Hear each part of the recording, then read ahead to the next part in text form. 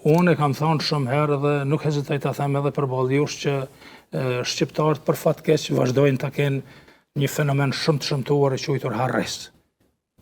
Kujtesë e shkurtër. Bile shumë shpesh edhe e citoj një mik të madh shqiptarëve i cili thjesht Leo Freundli e pa të thonë botërisht në librin e tij Golgota shqiptare para 100 vitesh që shqiptarët janë racë punëtore, racë e guximshme, trima, inteligjent, bukur, por e kanë një defekt shumë të madh kujtesën e shkurtër, dhe si pasojë e kësaj thot, aq e kanë të shkurtër kujtesën saqë për një kohë të shpejtë gjelatët e tyre, armiqtë e tyre i bëjnë miq. Dhe kjo për fatkeq ndodhi edhe pas luftës gjenocidale të viteve 98-99, është e çuditshme, e pafalshme, historikisht e pakuptueshme, e parshyeshme se si shqiptarët vazhdojnë edhe më tutje që 26 vite pas gjithë atij gjaku të derdhur lum ta ushqejnë armikun e tyre barbar me dorë të veta.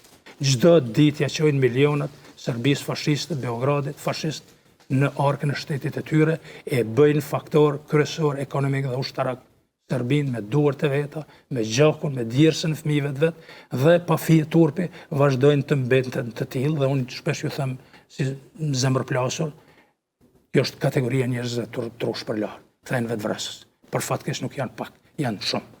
Sepse një supermarket e ki krejt, në krejt Kosovë ndardane, që quhet Plus Market në Ferizaj, me pronarin Sulejmani Ziri, që nuk mban produkte kancerogjene të kontaminuara të Serbisë fashiste, sepse edhe laiku, edhe fëmija ndjep, ka mund ta kuptoj që krejt ato madhra, produkte që i blenë shqiptarëziu, që 26 vjetë janë kancerogjene. Ato janë të dedikuara me vra shqiptarin.